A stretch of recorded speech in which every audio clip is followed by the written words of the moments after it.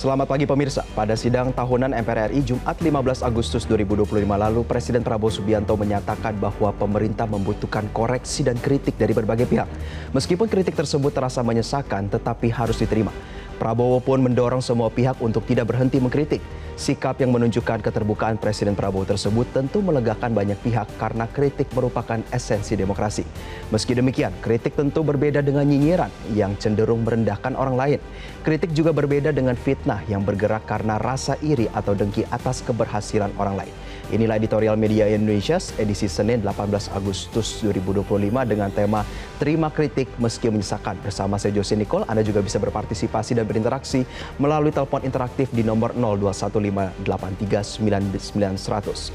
Pagi ini telah bergabung bersama saya anggota Dewan Redaksi Media Group Abdul Kohar. Mas Kohar, selamat pagi. Selamat pagi, Jose. Mas Kohar, ini saya kalau boleh cerita, kemarin itu Mas, masih terlihat bendera One Piece. Ya. Kita melihat tren self-censorship berkaitan dengan kritik ini masih terus berkembang, Mas. Ya. Apa ini bisa kita lihat sebagai sebuah potret terhadap situasi demokrasi kita saat ini? Ya, dengan pernyataan Presiden Prabowo, itu menunjukkan agar pemerintah lebih peka terhadap kritik. Ya. Jangan dikit-dikit dilakukan penyitaan, jangan sedikit-sedikit dianggap sebagai pembangkangan atau perlawanan terhadap negara. Tidak. Mau bendera apapun, simbol apapun, itu bentuk dari ekspresi. Kritik itu ekspresi cinta mereka terhadap bangsa. Kritik itu juga bisa dimaknai sebagai kepedulian. Kritik juga bisa diartikan sebagai bentuk partisipasi.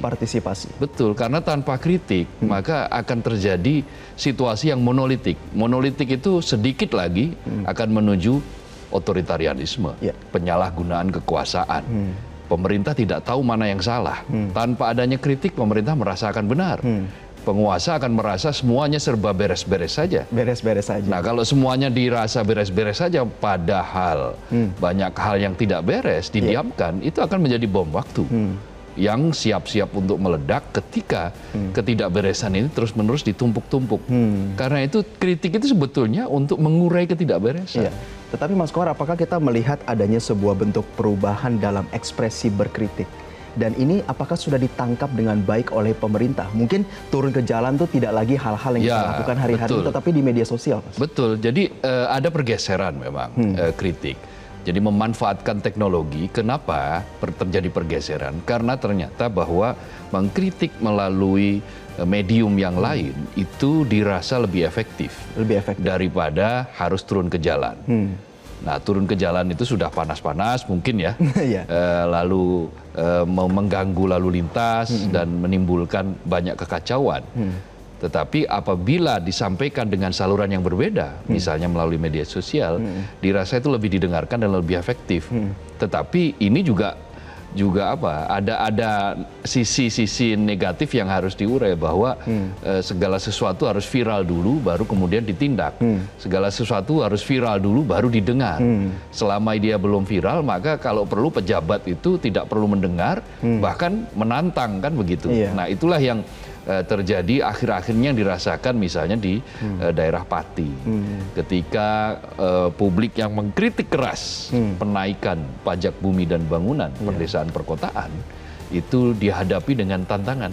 Silakan datang 5.000 orang, kalau perlu 50.000, saya tidak gentar. Itu kan bahasa-bahasa tantangan. Saya tidak akan mengubah keputusan. Hal-hal yang mestinya bisa dihindari. Tetapi ternyata memilih untuk tidak mendengarkan kritik, memilih untuk menjalankan apa yang dianggap benar, meskipun dia sebetulnya atau keputusan itu membuat masyarakat merasa berat, tetapi karena mentalitas tidak mau mendengarkan kritik ini ada, maka yang muncul kemudian kan kegaduhan demi kegaduhan, hal-hal yang mestinya harusnya bisa dicegah kalau sejak awal kritik itu didengar. Apabila kritik itu didengar ya, baik Pak Kohar, kita akan juga membahas beberapa hal berkaitan dengan kritik dan juga substansi kepada pemerintah dan demokrasi. Pemirsa, inilah editorial Media Indonesia edisi Senin 18 Agustus 2025 dengan tema Terima Kritik Meski Menyesakan.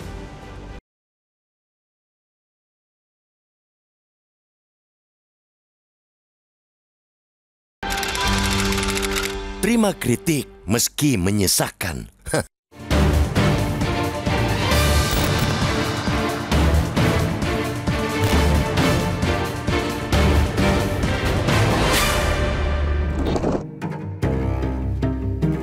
Ungkapan tidak ada manusia yang sempurna menyiratkan tidak ada seorang pun yang luput dari kesalahan. Semua memiliki kekurangan dan kelemahan. Maka, setiap orang butuh rekan yang mengoreksi, mengingatkan, mengecam, atau menguraikan baik buruk tindakannya.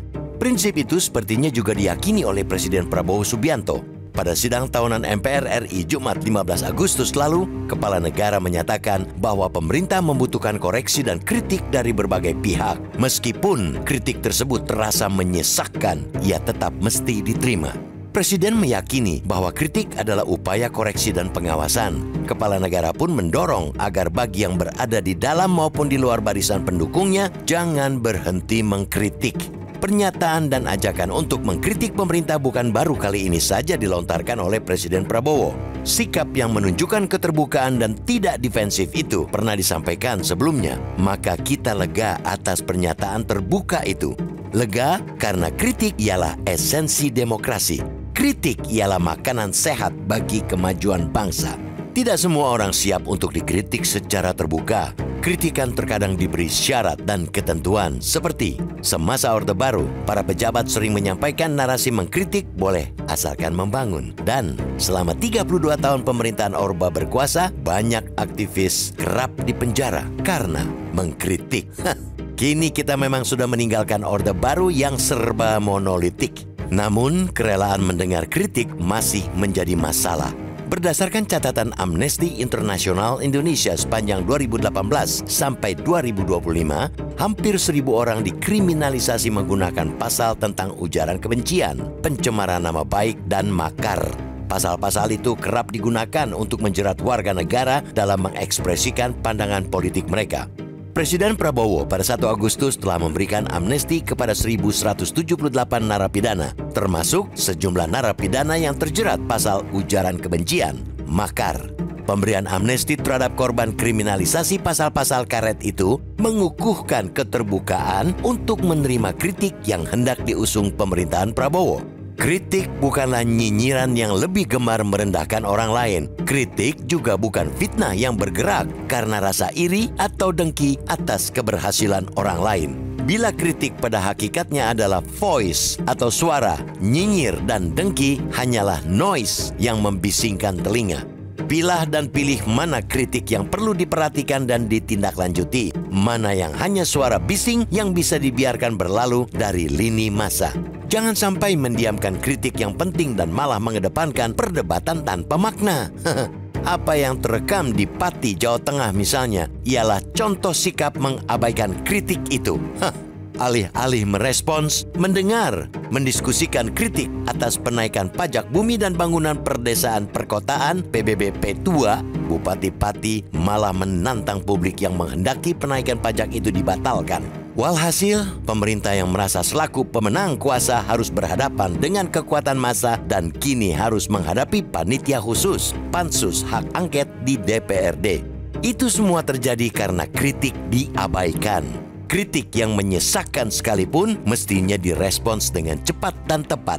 Itulah cara mengelola demokrasi. Maka, apa yang disampaikan oleh Presiden Prabowo pada pidato kenegaraan ialah pesan nyata kepada pejabat di level manapun untuk tidak alergi terhadap kritik. Pernyataan kepala negara ialah pesan amat jelas kepada para menteri, kepala badan, kepala lembaga, juga kepala daerah untuk mendengarkan dan menghargai kritik dari manapun dan sepedas apapun. Para elit pemerintahan mesti menjalankan pidato Presiden Prabowo itu agar tekad menumbuh kembangkan demokrasi tidak berhenti dalam seruan di mimbar-mimbar podium. Pesan Presiden kepada jajaran pemerintahan ialah pernyataan yang hidup dan terus dihidupkan agar rakyat menemukan dan merasakan kehadiran pemimpin yang otentik, yakni pemimpin yang menyatu antara perkataan dan perbuatan.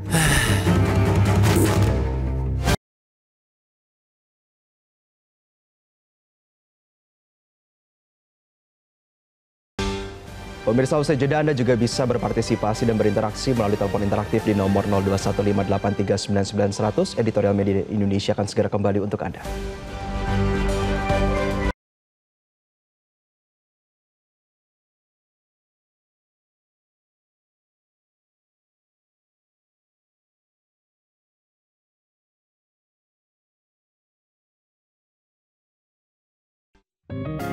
Media Indonesia mengajak Anda untuk mengakses fitur premium e-paper.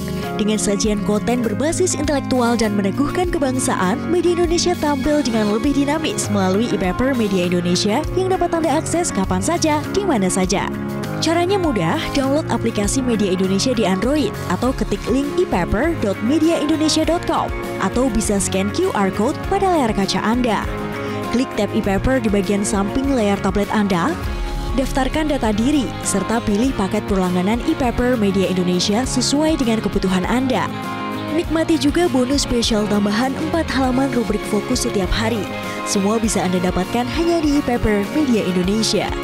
Untuk informasi lebih lanjut, hubungi customer service di nomor 0811 1201 2018 atau kunjungi media sosial @Media Indonesia. Media Indonesia, referensi bangsa. Terima kasih Anda masih bersama kami di Editorial Media Indonesia, pemirsa. Dan saat ini kita akan berinteraksi oleh salah satu penelpon yang telah bersambung bersama kami. Bu Indra, selamat pagi. Selamat pagi, Bung Yus Nicole ya. Siap. Ya, dan Bung Abdul Kohar. Assalamualaikum warahmatullahi wabarakatuh, Metro TV. Ya. Waalaikumsalam. Bagaimana Bu Indra tentang tanggapan Anda berkaitan dengan topik kita hari ini? Ya, kritik itu walau dikatakan kritik membangun, tetap menyesakkan bagi yang dikritik.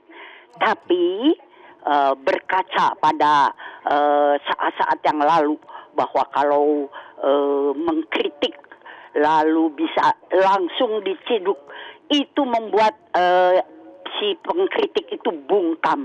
Nah, ini yang tidak bisa tidak diharapkan. Mudah-mudahan dalam zaman yang merdeka ini, orang-orang yang bisa berbicara merdeka tentang negara kita jangan sampai kehilangan kemerdekaannya. Nah, berkaca pada zaman dulu kerajaan, banyak kalau ingin mencapai kritik, mengucapkan kritik itu ibu-ibu ada istilahnya pepek berjemur di halaman sambil dalam tanda kutip mencari kutu. Nanti Sultan bertanya ada apa, lalu segalanya bisa diselesaikan. Yang di Pati sebagai contoh, dikritik malah menantang. Padahal di Cirebon sendiri tahun lalu itu PBB sudah naik 400% dan menggelisahkan. Namun tanggapan dari para pemimpin yang punya kewenangan baik-baik saja, jadi bisa berakhir baik-baik saja. Mudah-mudahan masa datang kritik bisa bersinergi antara pengkritik dan yang dikritik untuk lebih maju melangkah. Terima kasih. Assalamualaikum warahmatullahi wabarakatuh. Waalaikumsalam, terima kasih Bu Indra dari Cirebon, Jawa Barat atas tanggapan Anda. Mas Kohar, tadi kita melihat ya bahwa kembali lagi soal isu Pati yang diangkat. Jadi ini kan menjadi sorotan kita tuh tentang penggodokan kebijakan. Kritik dan penggodokan kebijakan. Jangan sampai nanti kita bertanya telur dulu apa ayam dulu ini kan. Iya, tapi yang paling penting adalah begini, ada sebuah teori yang sudah lama, sudah tua, yang disampaikan oleh Jürgen Habermas. Itu adalah bahwa cara kita berkomunikasi selama ini memandang orang lain pada level yang berbeda. Orang yang berkuasa cenderung untuk memandang orang lain berada di bawahnya. Maka dia tidak berada dalam situasi yang apple to apple, situasi yang setara. Padahal komunikasi itu bisa sampai atau pesan itu bisa diubah menjadi sebuah gerakan, menjadi sebuah aksi. Itu terjadi apabila ada kesamaan frekuensi dan itu berada dalam setara, posisi yang setara. Jadi namanya teori tindakan komunikatif. Di situ ruang publik harus dibuka lebar, perdebatan harus dibuka secara lebar. Jangan takut dengan berdebat, jangan takut dengan kritik. Karena esensi dari perdebatan itu adalah untuk mencari konsensus, mencari pemahaman bersama bahwa inilah yang terbaik bagi semuanya. Bukan yang terbaik bagi satu pihak saja, bukan yang memaksakan kehendak saja. Nah, selama ini kita menyaksikan bahwa orang yang berbeda suara dianggap memusuhi. Dan karena memusuhi maka ada yang dicari-cari pasal, kemudian dijerat, ditangkap, sehingga di era Orde Baru dulu ada istilah pasal karet. Pasal karet itu pasal yang bisa molor mungkret tergantung siapa yang menafsirkan, tergantung penafsiran dari kekuasaan. Nah, hal-hal semacam ini kan sudah sepakat untuk kita hilangkan, sudah sepakat untuk kita tinggalkan. Kita tidak ingin selalu merefer ke masa lalu dalam konteks selalu menghujat masa lalu, tapi kita kemudian tidak bisa bergerak ke depan. Nah, melihat masa lampau itu dalam perspektif sejarah. Artinya jangan sampai peristiwa yang terjadi masa lampau itu terulang lagi.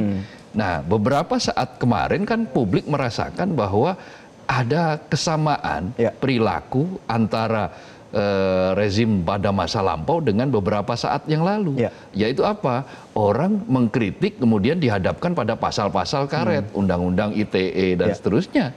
Tapi pun kalau tidak, Mas, kita juga melihat pola yang berulang. Nanti kita ditanya lagi, sudah berbuat apa kamu buat bangsa ini untuk menyampaikan hal-hal itu, Mas? Mengkritik itu sudah berbuat loh. Kritik itu tetaplah sebuah kritik. Karena apa? Dengan kritik itu orang bisa mencari jalan keluar. Itu juga sudah membantu namanya. Itu juga sudah berbuat. Jadi kritik itu bukan orang dulu kan sering mengatakan NATO, no action talk only, katanya begitu. Padahal enggak. Kritik itu dibutuhkan. Partisipasi demokrasi. Partisipasi demokrasi. Demokrasi yang sesungguhnya itu adalah demokrasi yang membuka ruang publik sehingga muncul partisipasi. Bayangkan kalau tidak ada, setiap orang mengkritik, kamu apa yang sudah kamu lakukan? Apa yang sudah kamu perbuat? Loh, saya mengkritik itu saya berbuat loh. Saya mengkritik, saya mengoreksi yang salah, itu juga berbuat. Karena tidak semua orang peduli. Tidak semua orang mau mengoreksi yang salah. Siap. Berarti nanti kita juga akan membahas mengenai kualitas kritik seperti apa yang harus dilontarkan oleh masyarakat ya. Tapi pemirsa, kita harus jeda terlebih dahulu. Tetaplah bersama kami di Editorial Media Indonesia.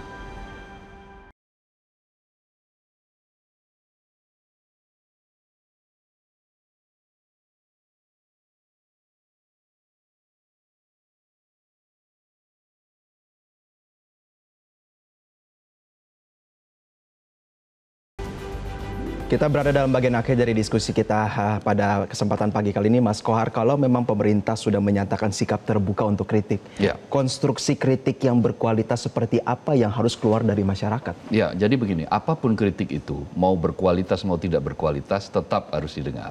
Tetapi begini, masyarakat itu harus mengupgrade diri juga. Masyarakat juga harus dibiasakan dengan perdebatan. Yang namanya perdebatan itu pasti ada konstruksi berpikir. Yang namanya perdebatan itu di dalamnya ada muatan-muatan intelektualitas, ada muatan-muatan argumentasi. Nah, orang-orang dengan argumentasi yang kuat, argumentasi yang solid, itu biasanya dia akan menang di dalam perdebatan. Dan jangan alergi terhadap perdebatan dulu. Tetapi masing-masing pihak itu harus mulai belajar. Bahwa muatan kritik saya ini sebetulnya apakah asal bicara atau tidak substansif, atau jangan-jangan substansi gitu, atau asal bicara atau substansi. Kalau dia menyangkut kebijakan, maka ketika kita dibuat resah oleh sebuah kebijakan, maka dasar argumentasi keresahan itu kita sampaikan kepada para pembuat kebijakan, maka di situ ada substansi kritik di situ. Tetapi kalau kita katakanlah mengeneralisasi sambil menyembunyikan, katakanlah misalnya begini, ada keberhasilan dari sebuah institusi atau pemerintahan, tetapi karena dasar kita memang tujuan kita hanya untuk nyinyir saja, maka di situ kita tenggelamkan itu keberhasilan itu. Itu tidak objektif.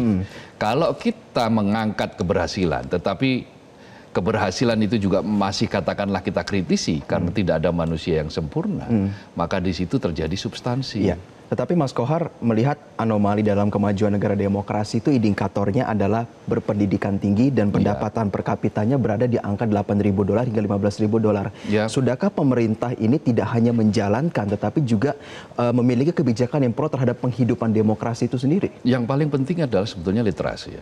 Semakin banyak literasi itu dikemukakan, disampaikan kepada masyarakat, maka masyarakat yang literatif, masyarakat yang terdidik, itu dia akan peka terhadap terhadap problem-problem sosial yang ada di sekitarnya, lalu berani mengungkapkan. Nah, keberanian mengungkapkan itu memang harus sudah dipupuk dari sejak dini. Nah, sejak di bangku sekolah. Kadang-kadang kan kita di sekolah itu kalau ada anak yang suka bertanya, ada anak yang mempersoalkan, selalu mempersoalkan sesuatu, itu dianggap sebagai anak yang menentang, menentang dan tidak nurut begitu. Nah, tidak menurut.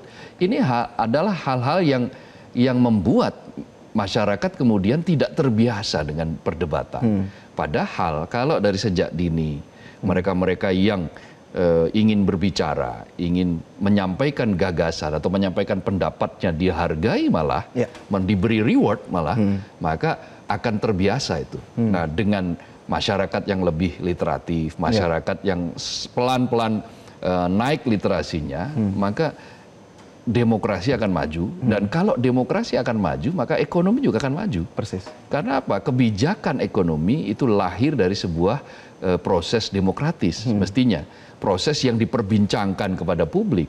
Kebijakan-kebijakan yang digunakan untuk kesejahteraan masyarakat, itu juga lahir dari partisipasi. Nah, kalau tidak ada partisipasi ya repot lah. Maka jangan alergi terhadap kritik, meskipun kritik itu menyesakkan. Baik, terima kasih anggota Dewan Redaksi Media Group, Mas Abdul Qadir, atas ulasannya pada pagi hari ini. Pemirsa, dalam iklim demokrasi, kritik menjadi elemen wajib yang harus diberi ruang yang luas. Pernyataan Presiden Prabowo Subianto yang terbuka dan bersedia menerima kritik memberi angin segar bagi demokrasi di tanah air. Untuk masyarakat tentunya penting bisa membedakan antara kritik dan nyinyir dan fitnah. Kritik mengarah pada koreksi atas kebijakan untuk lebih baik lagi. Terima kasih atas atensi Anda telah menyaksikan editorial Media Indonesia edisi kali ini. Selamat pagi dan sampai jumpa.